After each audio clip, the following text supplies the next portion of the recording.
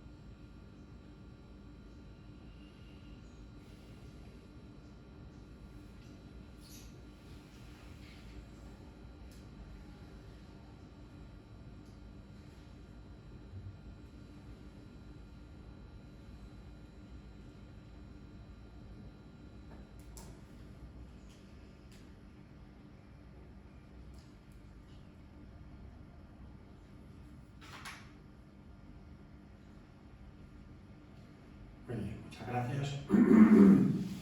Bien, pues la mesa redonda que tenemos ahora se titula Mística para un nuevo siglo.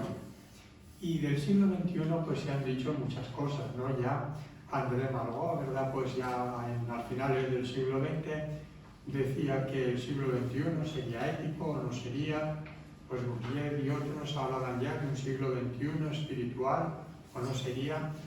Y ciertamente algo de esto debe de ser cierto, por lo que hablábamos también en la sesión anterior, porque creo que hay como una necesidad de nuevo modelo, ¿no? De nuevo paradigma, de una nueva forma, ¿verdad?, de relación entre nosotros y con el medio, y desde luego en eso tiene mucho que ver pues nuestra propia espiritualidad, nuestro propio interior. La mística a veces pues se ha abordado como una separación del mundo, ¿no? Como un ascetismo, como un retiro, ¿verdad? Como una forma de dejar el mundo atrás, entendiendo, quizá equivocadamente, que el mundo era malo y en la medida en que lo pudiéramos tener lejos, pues nos protegíamos, ¿verdad? Pues de una fuente de malicia, ¿verdad? De tentación o como quisiéramos llamarlo. Pero hoy, desde luego, la mística yo creo que ha evolucionado también, y aunque este tipo de propuesta más de tipo ascético pues no sea tampoco descartable, pero desde luego lo que caracteriza una visión mística va a tener que ver sobre todo con la apertura al misterio, y con tener presente el misterio dentro de nuestras vidas.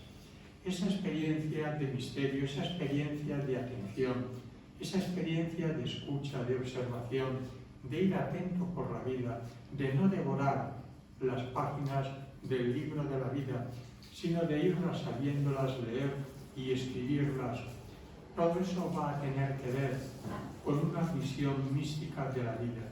Por lo tanto, no pensemos que la mística es algo que está reservada solo a unos pocos escogidos, sino que la mística, y esto se ha dicho desde todas las tradiciones, es algo a lo que se invita a cualquier persona para que pueda participar en ella. El místico ve el rastro de la divinidad.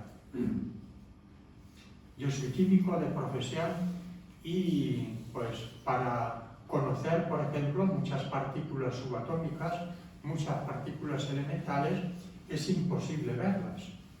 Hay principios incluso que dicen que si te acercas mucho, ya pues inmediatamente se van. Pero ¿cómo sabemos entonces que existen? Pues sabemos que existen por el rastro que dejan. Esto es algo que los místicos han hecho, por eso a veces también se habla que la mecánica cuántica tiene un cierto familiaridad, ¿no?, con lo que pueda ser también la mística, porque el místico va viendo la divinidad no cara a cara, sino en el rastro que va dejando en uno mismo y en el mundo. Y esa apertura de la inteligencia, en fin, algunos llamaban el tercer ojo, en fin, digamos, esa iluminación es la que puede, ¿verdad?, pues contactar con esta visión diferente de entender la mística. Es curioso también que la mística no se queda solo en lo que puede ser un repliegue, sino que la mística tiene una continuidad cuando a veces se llama también al místico para que se comprometa con el mundo en el que vive. Eso lo hemos visto en la tradición zen, cuando se habla de la vuelta al mercado. Ya he llegado ya a la cima, ¿y ahora qué hago? Seguir subiendo, pero si no hay más para subir, tienes que volver al mercado y compartir todo eso que has descubierto con los demás. Y en la tradición cristiana, allí mirando, ¿qué haces mirando el cielo? Vamos al trabajo, ¿no? Entonces, la mística no solamente supone ese repliegue, ese aislamiento, sino que detrás de una nueva visión hay también, pues probablemente una vuelta a lo que aparentemente nos podía perturbar, pero donde ahora volvemos con una mirada diferente. Quizá este sea también el gran desafío de la mística de nuestro tiempo. Y qué bien para eso tener hoy en esta mesa redonda a personas muy cercanas a la experiencia mística por su tradición espiritual y que nos pueden hablar no solamente de lo que puede suponer la mística, ¿verdad?, o el concepto como tal, sino de su propia experiencia, que sin duda alguna yo creo que nos va a resultar de un gran interés. Va a comenzar interviniendo en primer lugar Encarnación Gómez Juárez, de la comunidad médico-hinduista, está aquí a mi derecha. Posteriormente intervendrá Juan Martínez Pinteño, del Centro Budista Tibetano Nagarjuna de Granada, y finalizará Nieves Acosta Picado, de la Fundación para el Desarrollo de la Conciencia. Tenemos que excusar a Yusia Pou, que se encuentra de viaje y no ha podido, por tanto, acompañarnos dentro de esta mesa. Pero en todo caso, yo creo que va a estar muy bien representada. Muy bien, pues con ese tiempo que vamos a tener más o menos de 10 minutos, pues puedes comenzar. Muchas gracias. Namaste, muchas gracias. Muchas gracias a todos los organizadores. Muchas gracias a mis compañeros de mesa y muchísimas gracias también a todos los que estamos aquí.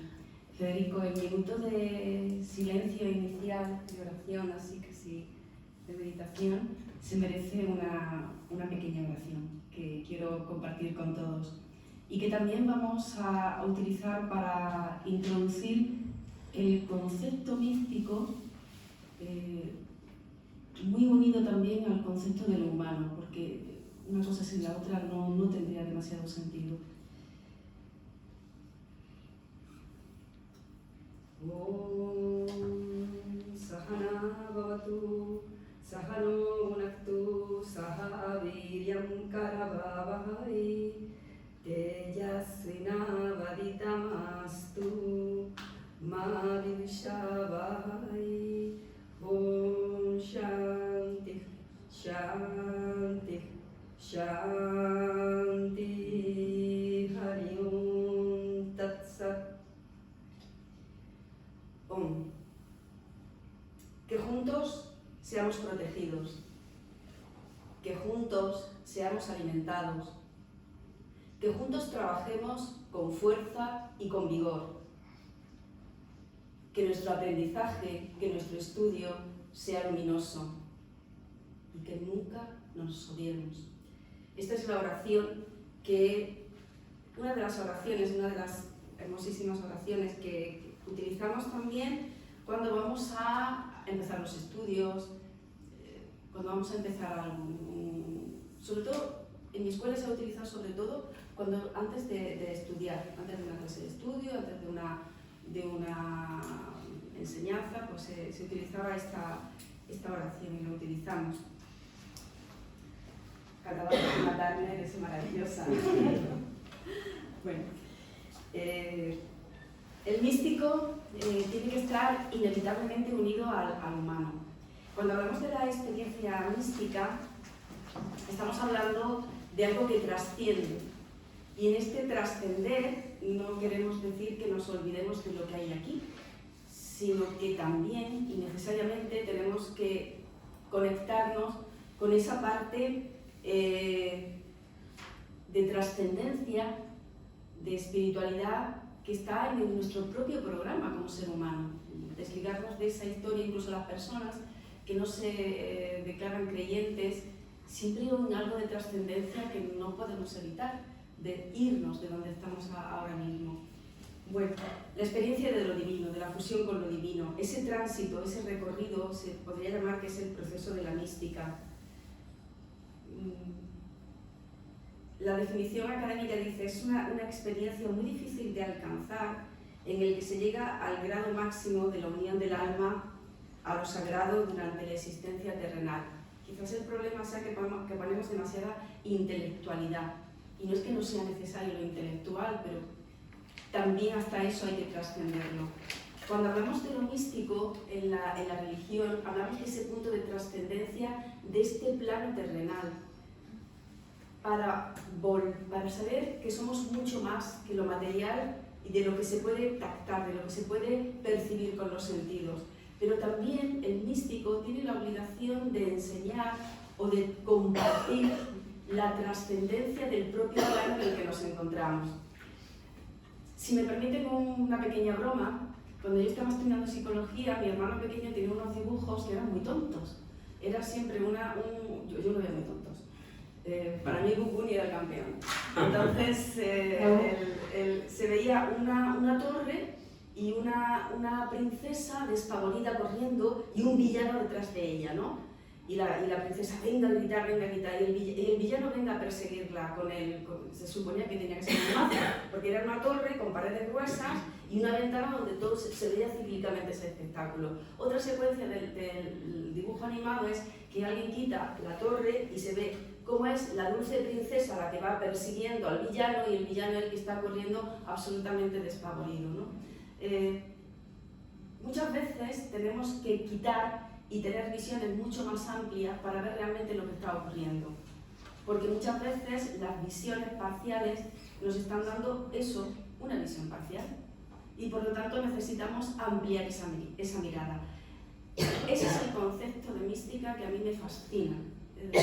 No es una mística para que se nos pongan los ojos en blanco y exista una ruptura de compromiso con la realidad, sino es precisamente para volver a la realidad mucho más saneados y mucho más iluminados, para poder precisamente alumbrar los grandes huecos oscuros que la realidad nos ofrece, siempre, en todas las épocas. Esa es la idea fundamental. Desde la mística védico-hinduista de esta visión, uno de nuestros maestros de nuestra escuela, Swami Sankaratilaka, un maestro fundador, nos enseñaba que siempre tiene que haber una mirada hacia el interior del hombre y de la mujer, como un paso previo a lo místico. Antes de llegar a lo místico tenemos que encontrar al hombre y a la mujer. Cuáles son sus problemas, cuáles son sus definiciones. Y lo que nos encontramos frecuentemente es un ser humano demasiado perdido, demasiado imbuido en alguna pantalla de ordenador, demasiado capturado por diferentes ideologías, también religiosas, y un ser humano que no se sabe encontrar ese hueco de solaz, ese hueco de retiro y de respiro en sí mismo. Muchos yoes perdidos en muchas multitudes, en muchas ideologías, en muchos yoes, en muchas funciones, ¿no? En muchos roles que nos toca jugar en nuestra vida, unos funcionales y otros muy disfuncionales, unos que nos sirven para tirar para adelante y otros que tiramos para adelante pero mal. Por eso decimos que son disfuncionales, ¿no? El ser humano tiene que, digamos, que levantarse sobre el concepto de lo que es ser hombre y ser mujer. El ser humano es un concepto de excelencia, pero para que esa excelencia se pueda llevar a cabo se necesita una definición y se necesita un reencuentro del hombre y de la mujer consigo mismo. Una mente, una psicología, una emoción totalmente tocada no permite la iluminación. Estamos hablando de que no se debe de intelectualizar la iluminación porque es un proceso que también trasciende lo intelectual, pero también nos habla de un recorrido en ese proceso místico, y en ese proceso de recorrido el ser humano, el hombre, la mujer, necesita un proceso de cultura, de reflexión, de filosofía, de profundidad, de espiritualidad. Y es así como podemos conseguir que la persona se encuentre, se pueda definir, encuentre su función, encuentre su misión, o por lo menos encuentre su reflexión, empiece su proceso de construcción. Y eso es lo que la mística debería de enseñarnos, y debería de enseñarnos a todos, sin distinción de nada. Cuando hablamos de la mística, estamos hablando de la necesidad de encontrar un espacio de protección y de seguridad para todos, donde se pueda escuchar incluso lo que no me gusta sin acritud, incluso dándonos la oportunidad de que a lo mejor lo que no me gusta necesito escucharlo para entender por qué no me gusta, o a lo mejor me está diciendo algo con lo que debo de confrontarme y que debo de reflexionar, y que muchas veces el otro es el espejo, ¿vale?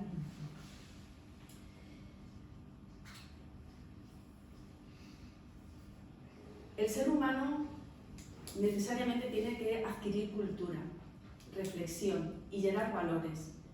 Y esos valores tienen que pasar necesariamente por una criba donde lo comunitario también deja un espacio a lo íntimo y a lo individual.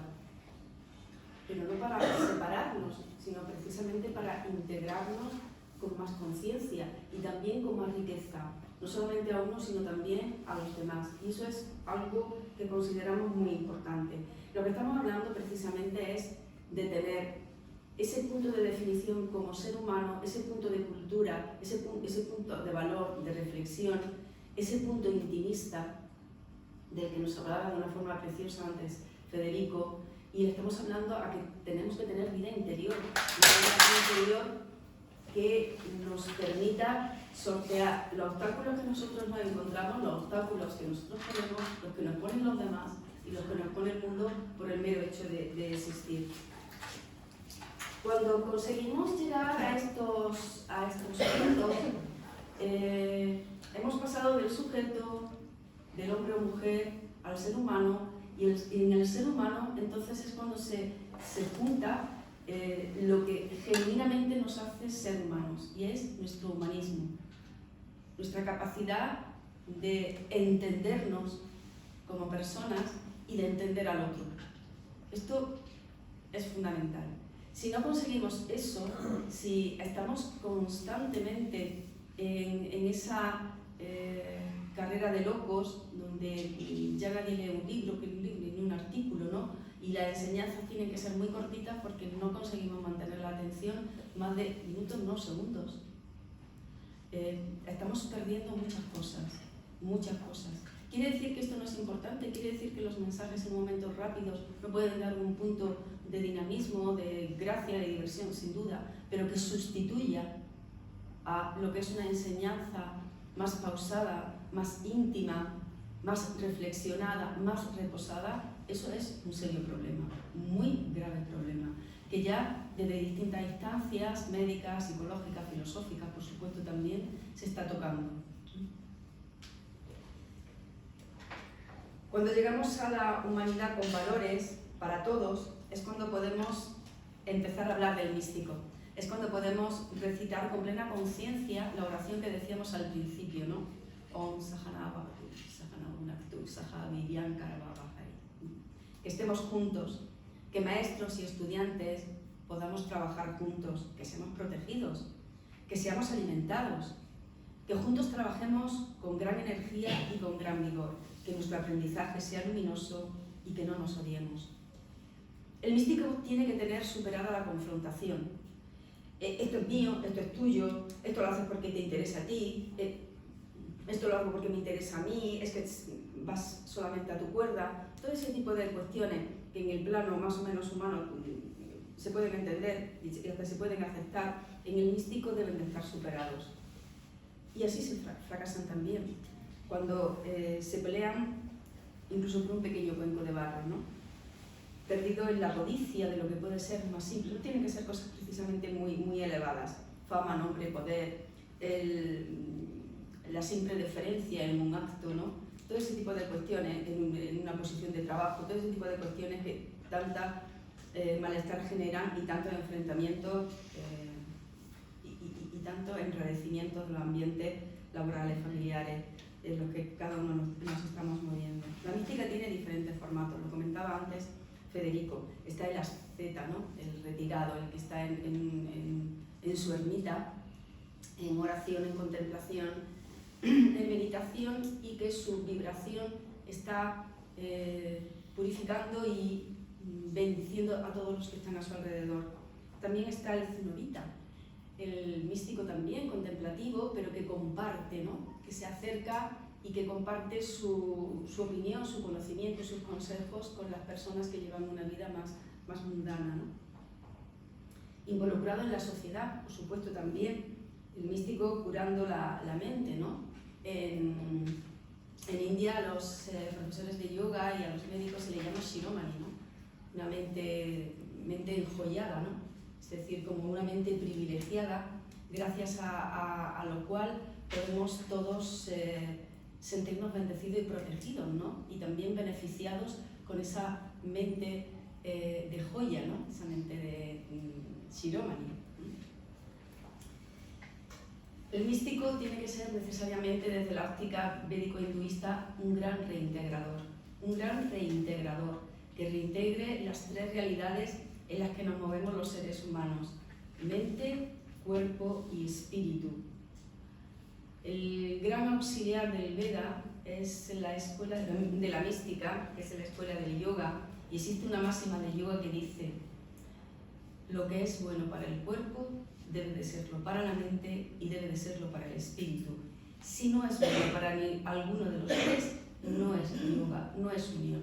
Ese es, digamos que sería el ideal del místico, ¿no? En nuestra tradición filosófica y religiosa sería el yogi, la persona que tiene esas cualidades, esa capacidad de reintegrar, de enseñar, de practicar lo que enseña, de compartir lo que enseña y de crecer también a través de su propia enseñanza y de compartir esa enseñanza, porque nos enseñan también nuestras escrituras que en los tiempos oscuros, en esta época de Kali Yuga, la forma de liberarnos, de iluminarnos, va a ser a través de la compasión, y la compasión es compartir el conocimiento.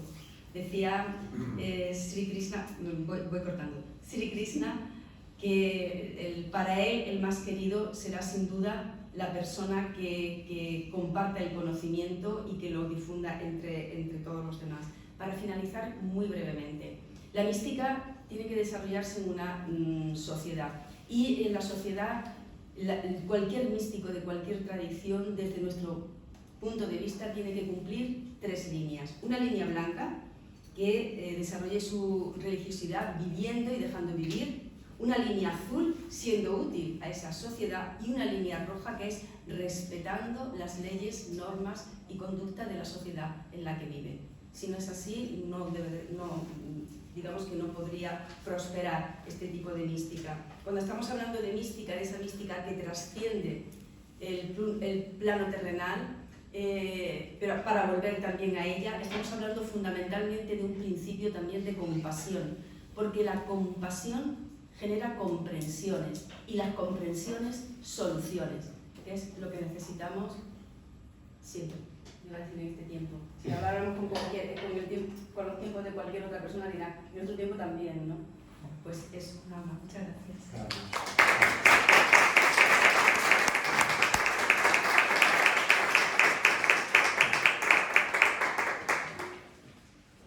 Bueno, a continuación habla Juan del Centro Civilista Tibetano Nagarjuna.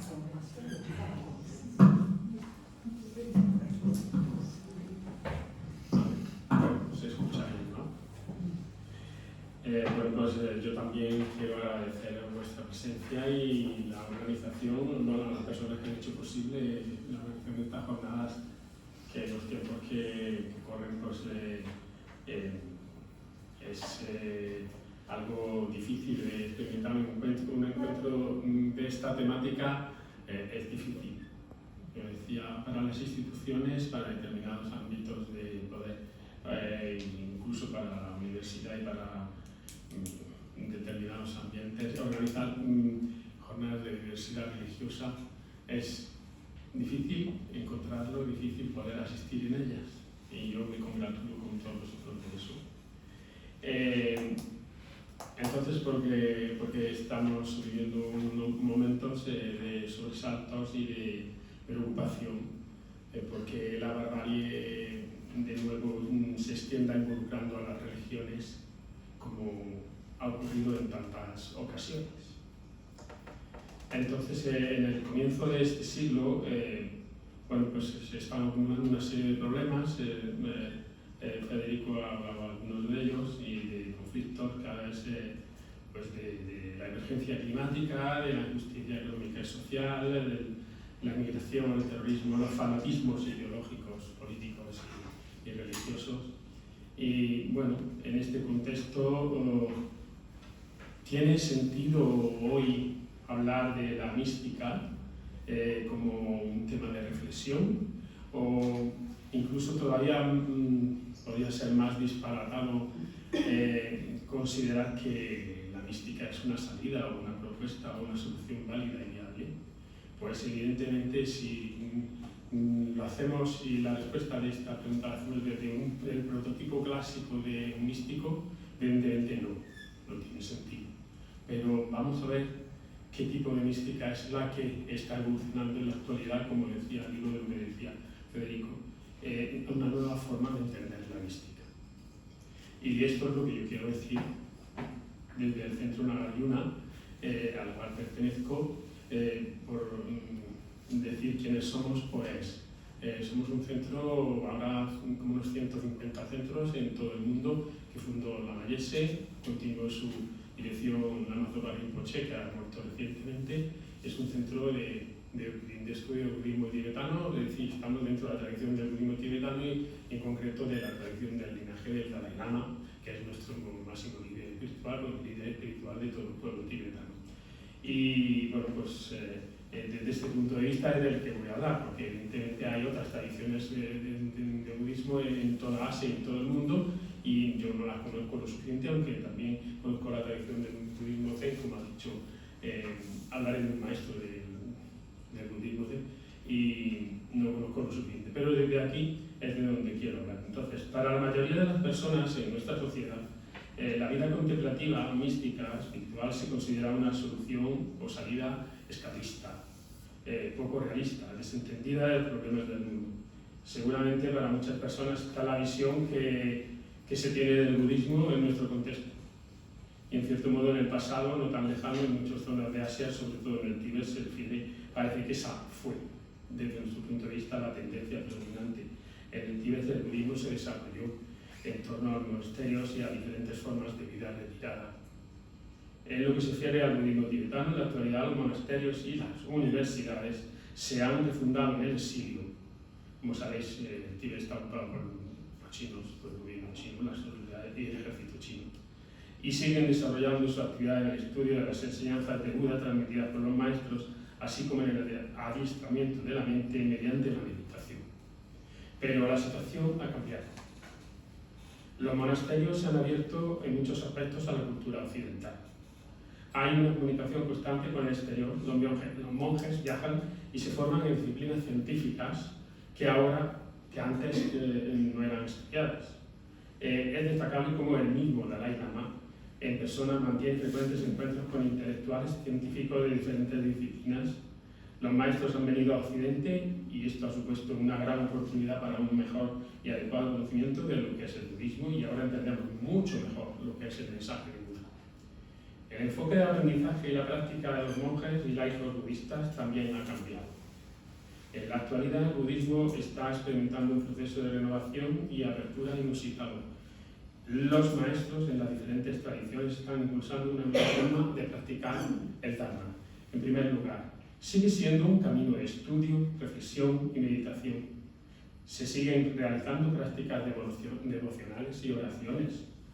En definitiva, elementos que lo caracterizan como una vía mística o contemplativa. El propósito, en este sentido, es el logro de la budeidad. La budeidad, que es la experiencia de lo absoluto, la trascendencia de la subjetividad, la comprensión de la verdadera naturaleza de todo lo existente. Alcanzar ese logro es algo no comprensible intelectualmente y por tanto algo inefable. Es algo que no se alcanza que solo se alcanza con la experiencia mística. Pero además, al mismo tiempo, como lo ha venido repitiendo una y otra vez nuestro recientemente fallecido director Lama Zopa Rinpoche, ese logro se alcanzará dependiendo en primer lugar de haber transformado nuestra mente hasta convertirla en la naturaleza misma del amor bondadoso y la gran compasión. Es decir, el deseo de que todos los seres, sin excepción, se liberen del sufrimiento y sean felices. Y esto llevado a la acción en todos los sentidos. Esta es la razón por la cual nuestros centros desarrollan su actividad no solo en el estudio del Dharma y la meditación, también en proyectos de educación universal, servicio social y diálogo religioso. Hay que decir que personalmente el Lama Zopa Rinpoche, los testigos, las personas que han convivido con él a lo largo de su vida, son testigos de que él no dormía. Él personalmente dirigía todos los asuntos de la organización y todos los asuntos que le venían del mundo. Él decía que estaba en el mundo metido hasta arriba y claro, pero no dormía, meditaba. Hasta ese punto llegaba su grado de compromiso con los demás, total y absolutamente. Por otra parte, su santidad el Dalai Lama afirma que la transformación interna es la base para una paz duradera en el mundo. Comprende las razones de aquellos que piensan que esto es algo difícil, pero piensa que es algo imprescindible. Pero al mismo tiempo piensa que se trataría de desarrollar esa transformación mental junto con una acción consciente y sabia en la vida, porque, como dice, los conflictos y problemas no se resuelven solo con oraciones. Es el ejemplo que él mismo nos transmite en sus proyectos, intervenciones y en sus comportamientos constantemente a lo largo de todo el mundo. Todo ello le ha llevado a ser considerado actualmente un gran líder espiritual no solo para los tibetanos y los budistas. Hay que decir que el Dalai Lama todos los días a las 3 de la mañana se levanta y medita durante horas antes de comenzar su tarea como persona con tantas responsabilidades. Sigue siendo un gran meditador. El gran maestro vietnamita, también fallecido recientemente, encarna otro ejemplo de lo que significa la meditación en acción, la mística en acción. Él se convirtió en una fuerza de cambio en el mundo. Quien quiera que conozca su vida será testigo de lo que puede significar un gran proyecto de renovación del budismo y de la espiritualidad en general. Profundizó en el desarrollo de la meditación y en su enseñanza, y al mismo tiempo fue consciente de que los monjes deben llevar a la sociedad algo más que oraciones cánticos. Han de alzar la voz contra la injusticia, la violencia y la guerra. Aunque pertenecen a tradiciones diferentes, el pensamiento de este maestro coincide plenamente con el de su santidad. Ellos afirman que no podemos cambiar el mundo si no cambiamos nuestra conciencia, nuestra forma de pensar. Esto es algo crucial. Thich Nhat Hanh está convencido de que hemos de avanzar colectivamente para hacer que este siglo sea el siglo de la comunidad, la solidaridad, la fraternidad y la hermandad, un siglo de espiritualidad. De ello depende nuestra supervivencia. Como muchos de ustedes quizás hayan observado en este nuevo modo de entender el budismo, que está en evolución en la actualidad, encuentra su paralelo en el pensamiento de un gran teólogo católico alemán del siglo XX, Karl Rahner, el cual también proponía una mística de la vida ordinaria, hasta el punto de afirmar que el cristiano del siglo XXI sería místico o no sería cristiano. De igual manera, un pensamiento parecido fue presentado en unas jornadas parecidas a estas que se celebraron en Valencia en 1998. Roger Gaudí, en aquel momento este filósofo francés afirmó que el siglo XX sería espiritual o no sería, y esto lo hacía en referencia al peligro atómico, y apeló a la espiritualidad de todas las religiones para transformar la realidad.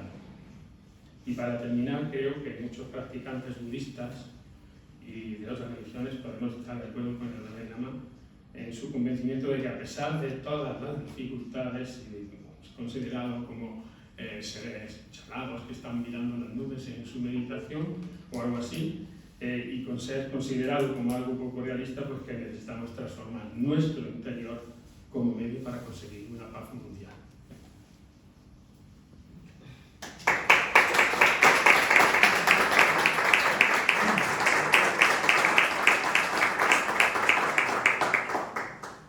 Muy bien, pues cierro la mesa de Mesa Costa de la Fundación para el Desarrollo de la Conciencia.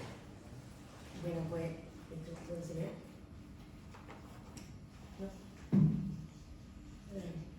¿Ahora? ¿Ahora? No. Voy a ver. No. Es que tampoco, llevo 11 días con Si quieres, coges, Entonces, si quieres, si no... Este parece que se funciona. Ahora sí me escuchan, ¿verdad? Sí. Pues nada, pues qué decir ya, ¿no? Después de haber escuchado estas dos almas maravillosas.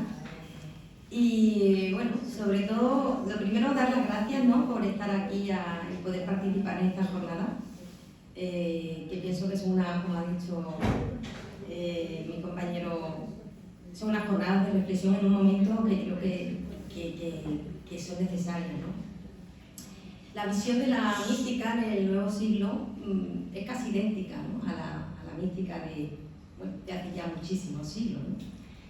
Sí, es verdad que el ser humano, como se ha dicho, ha ido evolucionando físicamente y conciencialmente. El ser humano también ha ido evolucionando, ¿no? Se puede decir que, bueno, esa conciencia, pues, o ese nivel de conciencia pasó de un nivel arcaico de hace ya miles y miles de años a un nivel, bueno, pues más mágico, a un nivel místico, y a la actualidad con un nivel de conciencia racional que quizás esté dando paso a un nivel de conciencia místico, como se ha nombrado en esta mesa hoy a Karl Rahner en varias ocasiones. Él lo decía, ¿no?, muy claro: el futuro será místico o no lo será, ¿no? Y bueno, pues, los místicos y los maestros espirituales siempre nos han invitado a conectar con esa interioridad a través del silencio, ¿no? La Madre Teresa de Calcuta decía: en el silencio Dios te habla. Y San Ignacio de Loyola, ya hace más de 500 años, que fue un gran místico y conocía bien los caminos del alma, ¿no?, sabía y presentía que vendría días en el que las personas buscarían respuesta por la vida contemplativa. Y por eso escribió en esos ejercicios espirituales justo y exactamente lo necesario para las personas de aquella época, y dio las suficientes indicaciones para las futuras personas que vendrían después, ¿no? ¿Y esto por qué ocurre, no? Porque podemos hacer unos ejercicios espirituales que hace más de 500 años los hacían exactamente igual que otras personas, que no hemos evolucionado en conciencia según se supone que teníamos que haber evolucionado. ¿Qué es lo que pasa, no? Yo creo que ocurre que tenemos, bueno, los seres humanos todos tenemos anclado profundamente en lo más profundo de nuestro ser un deseo de felicidad, de paz y de armonía, ¿no? Y eso es precisamente lo que todos buscamos, ¿no? Y es muy difícil, o al menos para mí, por no decir imposible, entender una vida completa si no tenemos conocimiento de lo que somos. Y es en el silencio, ese silencio que tantos místicos a lo largo de tantísimos años nos han invitado, no es algo desconocido para los demás, es algo muy sencillo que, bueno, así dicho parece muy fácil, pero después en la práctica todo nos cuesta un poquito, ¿no? Porque en el momento de sentarnos y de intentar conectar con esa interioridad y esa profundidad de nuestro ser, pues bueno, de alguna manera nos vienen de golpe los pensamientos intrusivos, ¿no? Nos vienen las angustias de qué tenemos que hacer dentro de 2 días, lo que tengo que pagar al final del mes, nos viene la sensación de todas las preocupaciones, las culpas, yo podía haberlo hecho esto mejor, Es decir, son momentos en los que, aunque parece fácil la práctica de la meditación, la oración, llámese como se quiera, que incluso nos llegan a producir estados de incomodidad, ¿no? No sé, vosotros, pero yo cuando intento calmarme, me duele todo, me pica todo, me molesta todo, tengo frío, tengo calor, incluso pues ese juez que todos tenemos dentro nos llama a nuestra puerta y nos dice, pero ¿qué haces ahí perdiendo el tiempo con todo lo que tienes que hacer? Y es verdad que quizá pues, a la práctica sea más complicado de lo que parece, pero la paradoja de todo es que hay que escuchar el silencio, porque el silencio habla. Y para poder escuchar ese silencio está claro que tenemos que calmar esa mente ruidosa, parlante, ansiosa, controladora, que nos está diciendo qué tenemos o no tenemos que hacer, ¿no? Y sobre todo porque nos desconecta de lo que somos realmente, ¿no? Y una de las principales cosas que descubrimos a la hora de meditar, de hacer oración, es precisamente eso, abrir las puertas del autoconocimiento. Romano Guardini decía que nadie puede saber quién es si no se lo dice el silencio. Y conocerse es saber la verdad de lo que somos. Y podemos conocernos pues superficialmente, todos sabemos quiénes somos, nuestra mente nos dice que somos pues, españoles, hijos de, esposas de, o maridos, o madre, trabajo, y podemos conocernos también mucho más en profundidad, es decir, mucho más en identidad. Cuando una persona se conoce por identidad, es cuando esa persona es consciente de lo que es. El error que yo creo que hemos cometido muchísimo a lo largo de todo este tiempo y que los místicos nos invitan a no caer en ese gran error que es el identificarnos, ¿no? Con esa mente, con esa mente que nos dice que somos lo que pensamos, ¿no? Hemos caído en ese racionalismo cartesiano de pensar y luego existir. Es decir, pienso, luego existo. No, señores, soy y por eso pienso, ¿no? Eso es una cosa que me pregunto muchas veces, ¿no? Sobre todo cuando estoy pensando, digo, ¿qué es pensar, no? ¿Qué es pensar? Y pensar es, si os dais cuenta, ir a esos compartimentos estancos que tenemos en nuestra cabeza, que se han ido creando a través de esos condicionamientos que las personas que nos han querido o no, a lo largo de nuestra vida, que han estado presentes en nuestra vida, nos han estado diciendo que tenemos que hacer cuando nos ocurren cosas. Si desde pequeños nos dicen, la muerte es el final, y me toca vivir ese evento, pues seguramente que lo viviré de una manera muy trágica. Si me voy a mi mente a buscarle explicaciones al porqué de la muerte, ¿no? Si un divorcio nos dice que es lo peor que le puede pasar a una pareja, pues seguramente que si nos toca vivir ese proceso, pues lo viviremos de una manera muy dolorosa, ¿no? Porque vivir desde las interpretaciones que nuestra mente hace de las cosas que nos ocurren es vivir desde los juicios y de los prejuicios y no estamos viviendo desde una realidad real, ¿no? Por tanto, creo que es interesante, ¿no? Ser conscientes de que no somos esa mente, que por supuesto no excluyo, porque me parece no me gusta, no soy excluyente, soy demasiado inclusiva y pienso que esa mente es una herramienta potentísima que sirve para lo que sirve, pero para otras cosas no. Es decir, cuando los problemas son sencillos, la mente no da respuestas rápidas, pero cuando el problema es mucho más profundo y vamos a buscar respuestas en nuestra mente y no las encontramos, porque hay cosas en este mundo que no tienen respuesta desde la mente egoica igual. ¿Qué pasa? Que generamos una serie de sentimientos de rabia, de ira, de frustración, generamos términos dualistas, ¿no? Como justicia, injusticia, esto es bueno, esto es malo, ahora que estamos con la guerra, ¿quiénes son los buenos? El otro día escuchaba, si me dicen quiénes son los buenos, pues me lo voy a creer, pero ¿quiénes son los buenos? Uno u otro. Y no nos damos cuenta que no es cuestión de saber quiénes son los buenos o quiénes son los malos. La mística lo que nos ofrece, lo que nos invita, es a, más que entender lo que nos toca vivir, a comprender lo que la vida nos propone en cada uno de los momentos. Porque es la falta de comprensión lo que nos hace caer en la no aceptación y mirar los eventos desde los ojos del ego. Y desde los ojos del ego, el sufrimiento está servido. Es decir, yo sé que mucha gente me puede decir, pero Nieves, entonces, ¿qué sentido tiene el sufrimiento? No me digas que el sentido del sufrimiento tiene alguna explicación. Simplemente el sufrimiento es crecimiento. Si una persona no es capaz de mirar con los ojos del alma y ver que detrás del sufrimiento hay una oportunidad de crecimiento espiritual, un momento en el que la vida te está brindando la oportunidad de crecer, no desde la mente, sino desde el alma. Y muchas veces las experiencias que nos tocan vivir, pues no las necesitamos desde nuestro ego, pero sí las necesitamos desde el alma. Y no con esto me gusta decir que no haya que hacer cuando pasen cosas nada, ¿no? Hay que hacer mucho desde fuera, todo lo que esté en nuestras manos, en nuestra responsabilidad, pero llega un momento en el que hay que soltar y hay que hacer mucho desde dentro. ¿Y qué significa soltar?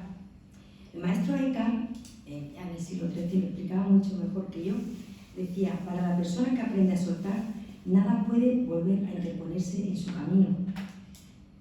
Porque soltar es bajar al fondo del ser y mirar con los ojos del alma.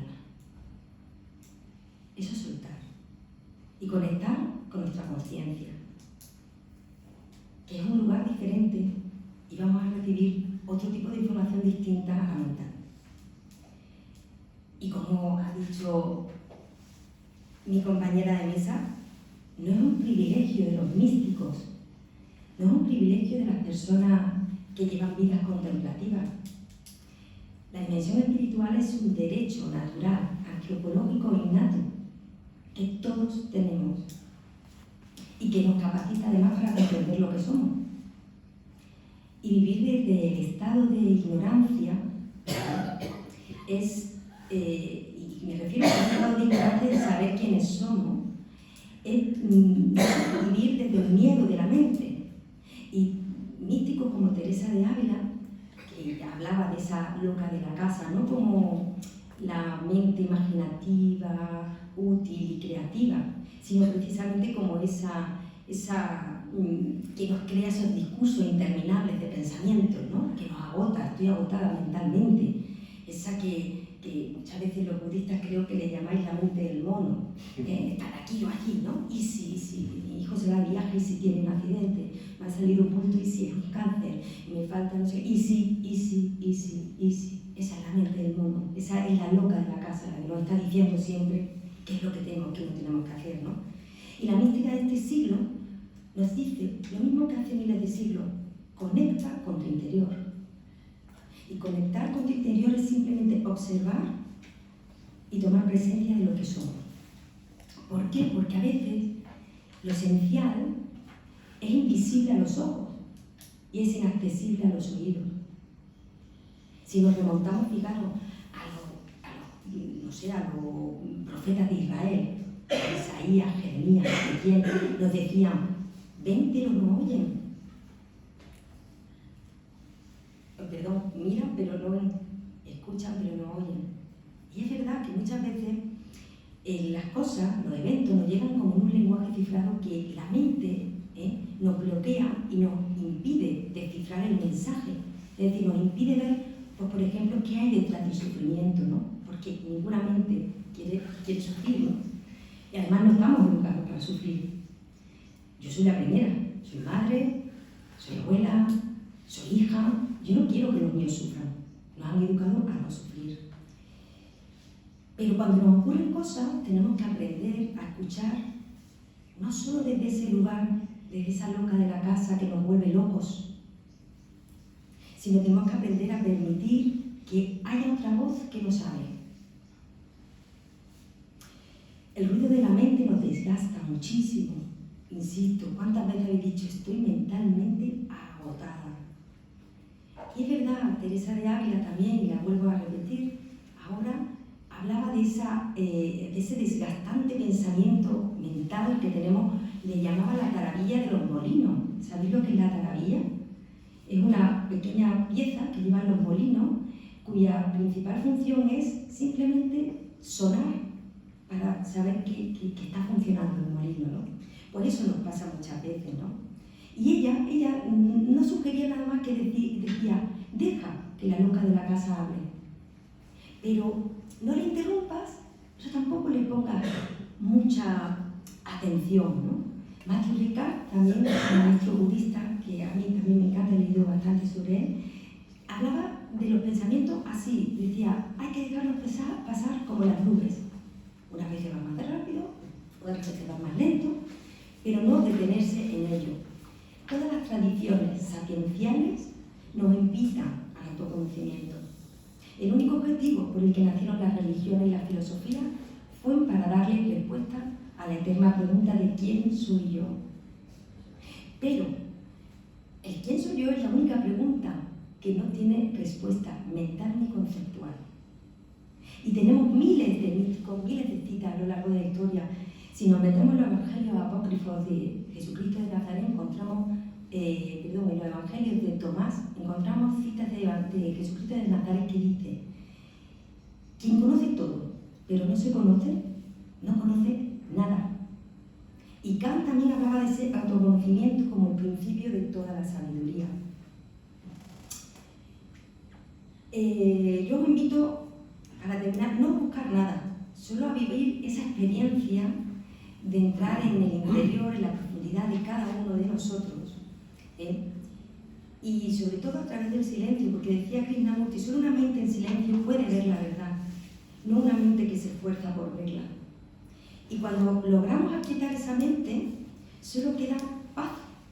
No sé si vosotros lo habéis experimentado alguna vez, aunque sean milésimas de segundo, solo queda paz. Y de golpe y porrazo desaparecen los apegos, desaparecen las necesidades, los miedos. Aunque enseguida conectemos de nuevo con la mente que nos dice, ¿cómo que no necesitas nada? Necesitas muchas cosas. Y ya para terminar, pues, decir eso, lo que decían los místicos, tu yo más profundo es conciencia, es Dios, es alma, es energía. El maestro Eckhart decía, mi fondo y el fondo de Dios es el mismo fondo, por tanto no puede haber dos realidades, tiene que haber una. Si me conozco, conozco a Dios. No quiero decir que todos tengamos que ver esto como os lo he querido transmitir, ni como nos lo han dicho los místicos a lo largo de la historia. Pero como decía Raymond Weinecker, y lo vuelvo a citar, somos gotas que pertenecemos a un mismo mar, pero no existen dos gotas exactamente iguales. Fijaros, somos 8.000 millones de personas en el mundo y no hay dos que sean exactamente igual. Lo bonito es la singularidad que tenemos cada uno. Esa singularidad que nos hace diferentes en el océano de conciencia. Y cuando conectamos con lo que realmente somos, como ha dicho Federico, nos damos cuenta, fijaros, esas 8.000 millones de personas, si fuéramos capaces de conectar con lo que somos realmente, nos daríamos cuenta que nuestra identidad es la misma. Esas 8.000 millones de personas somos diferentes, pero somos la misma identidad. Eso es maravilloso. Termino diciendo que hay cosas que son imposibles entender desde la mente y que invito a que se indague, se vía, se trascienda aún más allá. Y Hafid, que es un poeta místico que a mí me gusta mucho, si no lo habéis leído, la poesía de Hafid es maravillosa, decía lo mismo, ¿no? Decía, entender el milagro del amor desde la razón es imposible, jamás le encontraréis sentido. Porque cuando comprendemos, abrimos las facultades superiores de la conciencia, aparecen recursos internos como son la comprensión, el perdón, la aceptación, la esperanza, la confianza. Son recursos internos que no pertenecen a la mente, sino que pertenecen a una dimensión mucho más elevada de la mente. Y es cuando realmente podemos empezar a hacer las cosas no por amor, sino porque somos amor, que es lo que realmente somos cada uno de nosotros.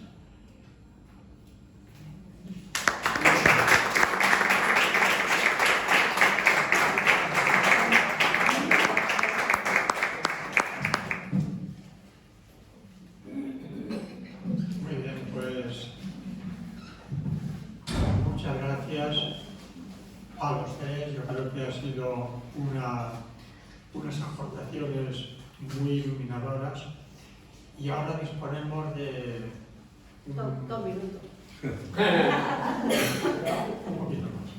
poquito más, para que podamos pues, comentar, compartir algo que yo creo que nos concierne a todos como seres humanos. Es decir, que aquí no es una clase de física en la que uno pregunta cosas que no sabe, sino que se puede compartir, ¿no? Experiencias que uno vive, cosmovisiones que uno tiene, y todo eso pues, es lo que enriquece, ¿no? Nuestro caminar conjunto. Pero en fin, sean preguntas, sean experiencias, comentarios, pues bueno, tenéis ahora la palabra, disponemos de unos 15 minutos largos más o menos para poder comentar. Bien, pues vamos. Bueno, pues yo felicitar a la mesa y a la organización que en este momento, en el siglo XXI, estamos hablando de misticismo. Me ha gustado mucho y yo quería preguntar, en este mundo que vivimos, con tantas voces, con tantas cosas, ¿cómo es posible hacer ese silencio? Quisiera, no sé, porque a mí me gusta trabajar. Entonces me ha despertado mucho, pues yo muchas veces intento, he ido a muchas cosas, pues para ver si puedo conseguir yo ese estatus de reflexión, de meditación y de enajenarme de todos los problemas del mundo. No sé, ¿cómo? Es lo que os pregunto, porque es que a mí es algo que me interroga y he ido a muchas conferencias y cosas de Dalai Lama, de esto, buscando ese silencio. Me cuesta mucho, ¿vale? Muy bien, vamos a hacer otra pregunta más y ahora ya respondes un poquito a todas, Lola. Sí, no, yo me estaba dando cuenta, y es una cosa para tenerla presente para la próxima vez que hagamos Una algo de crítica. esto. No es una crítica, es una observación de que no tenemos aquí, no hemos contado con la mística musulmana. Es decir, tenemos un grupo en Granada muy importante, que es el grupo de Inarabi, que lleva 3 o 4 años trabajando precisamente sobre la mística del Islam, y yo acabo ahora mismo de darme cuenta de que su presencia aquí hubiera estado también muy bien. Mañana intervienen ellos, los musulmanes. No, pero de la mística. No, Estoy hablando de, en realidad son sufis. Sí. No, también puedo hablar. Son sufis directamente, es También decir, veo a la gente de teresiana, Santa Teresa, o sea, Juan de la Cruz, que también de la mística, pero todo no cabe. no, ya, pero lo que, ya lo sé, pero me refería a que hemos intentado hacer como un abanico de posibilidades, y esa observación me parece que sí tenemos recursos porque están aquí y somos un grupo potente, bastante potente. Y luego otra cosa que quiero también un poco comentar con vosotros es que en las exposiciones que hemos escuchado, yo echo de menos el que todas las personas que estáis ahí, todas tenéis una práctica.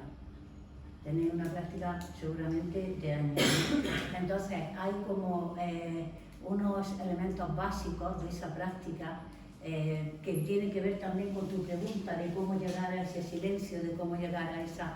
que es que existen, por un lado, unas técnicas muy poderosas y muy bien contrastadas a lo largo de siglos de meditadores, y por otro lado, como tres grandes estadios, ¿no? Es decir, tú tienes primero que escuchar, después tienes que meditar y después tienes que contemplar.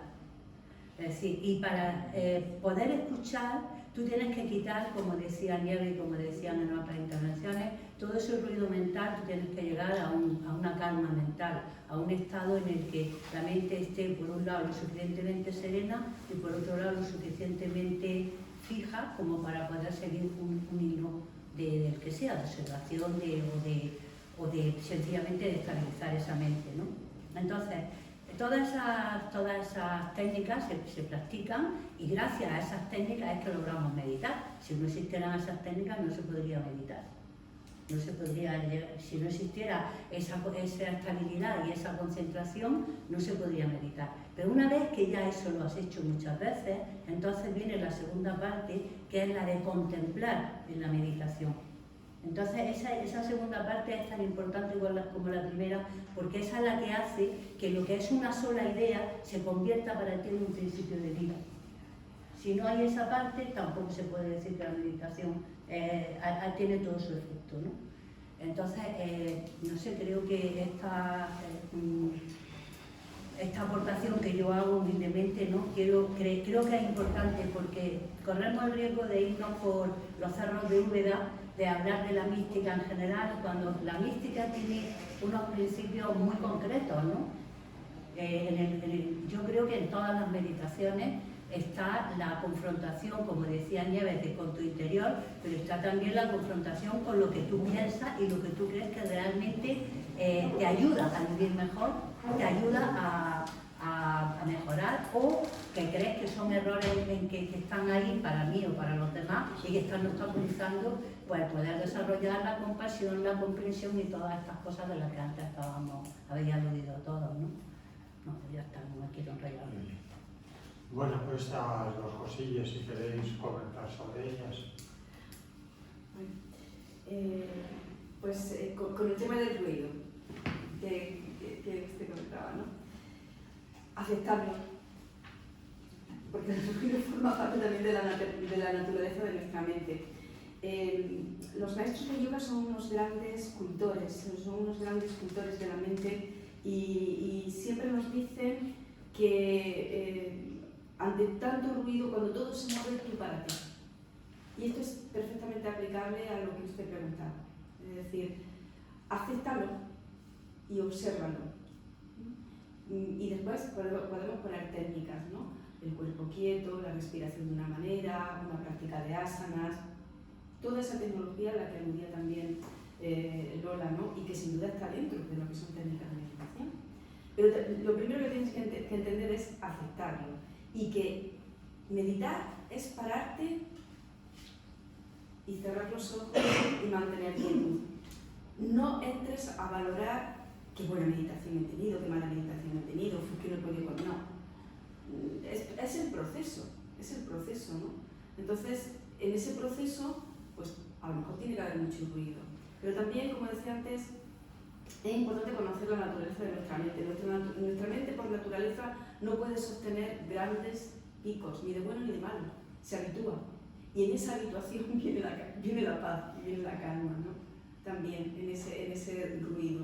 Por lo tanto, bueno, párate, respira.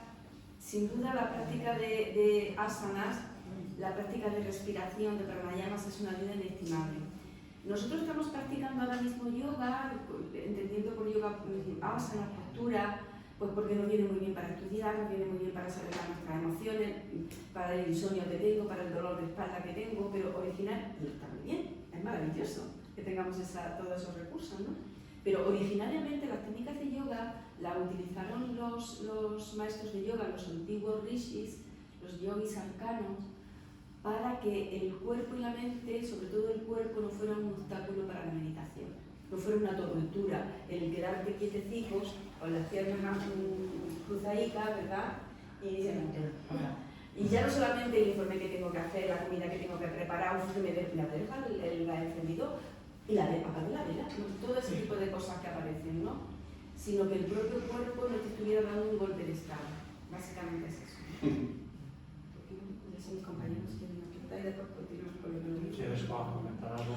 Bueno, quería aportar muchas cosas, pero tenemos poco tiempo. Ese problema que tú comentas, a ese problema cualquier persona se va a enfrentar cuando decida ponerse a meditar. Cuando verdaderamente encuentre motivación, una motivación genuina en tu vida para meditar, eso es lo primero. Porque si no hay una motivación, o sea, un propósito claro de por qué quieres meditar, es mejor que no lo hagas. No todo el mundo tiene que meditar necesariamente. Pero hay que aclarar primero ese propósito. Porque si no, ¿dónde vas? ¿Para qué meditas? Tienes que saber para qué. Luego, otro requisito importante. Para meditar tienes que tener una vida ética. Tú no puedes ponerte a meditar si estás haciendo daño a alguien. Tienes que ser una persona que ha integrado en su vida la no violencia. Porque si estás en guerra con las personas, con tus vecinos, con tu familia, no vas a meditar.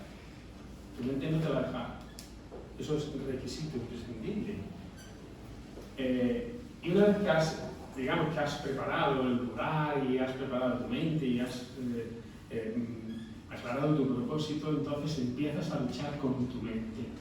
Pero, ojo, digo luchar porque es lo que tenemos. En realidad no tenemos que luchar. En cuanto empezamos a luchar, nos equivocamos. Ya ese proceso está equivocado. ¿Qué ocurre? Nosotros tenemos un dispositivo que es el cerebro. Y tenemos una cosa que no es lo mismo, que es la mente. Y ambos, tanto el cerebro como la mente, vienen desde mucho tiempo programados para trabajar como eso que tú has dicho. Con ese ruido, con esa mente de mono que decía nuestra compañera, que es continuamente bombardeándonos porque continuamente el cerebro está funcionando, no va a dejar de funcionar. La meditación no es poner la mente en blanco, es un error. La meditación es poner la mente en blanco. ¿Por qué? Porque el cerebro, la mente va a estar continuamente funcionando. ¿Por qué? Porque es su naturaleza. Funciona así. Entonces tienes que aceptar que ese es su funcionamiento. Ahora, una vez que has aceptado que eso es así, acéptalo, acepta el ruido, todo lo que viene y empiezas a poner poco a poco distancia. Pero claro, evidentemente eso, una vez que tu mente y tu cerebro y tu ser está acostumbrado a eso, se ha familiarizado con eso, con tanto tiempo que lleva así, es como descompones esa situación. Tienes que practicar lo contrario. Y entonces tienes que familiarizar. De hecho, los tibetanos, el nombre que le han puesto a la meditación, el nombre que tienen para hablar de meditación, es ese, familiarización. Te tienes que familiarizar con un nuevo estado mental. La calma mental. No, yo solo comentar muy breve que hay que tener muy claro que la meditación nunca nos va a dar la paz interior. Es decir, si nosotros tenemos antes de empezar una meditación una expectativa, es decir, yo si medito voy a encontrar paz. No, es que la paz o la tiene o no la tiene. Es decir, a través de la meditación sí que es verdad que podemos lograr conseguir tener paz interior. Es decir, tenemos que verla como un medio, nunca como un fin. Y bueno, el hecho de no tener ninguna expectativa, es decir, no espero nada porque todo lo que sean expectativas van a ser mental, es simplemente, yo digo que ese silencio que tú hablabas, que no eres capaz de conseguirlo, es simplemente cerrar los ojos, lo que percibimos justo cuando cerramos los ojos y no hacemos nada. No hacemos absolutamente nada. Sí que es verdad, como decía Teresa de Ávila, deja hablar a la loca de la casa sin interrumpirla, pero no te detengas. Deja pasar los pensamientos. Muy bien. ¿Más preguntas? Adelina, ¿querías tú comentar algo?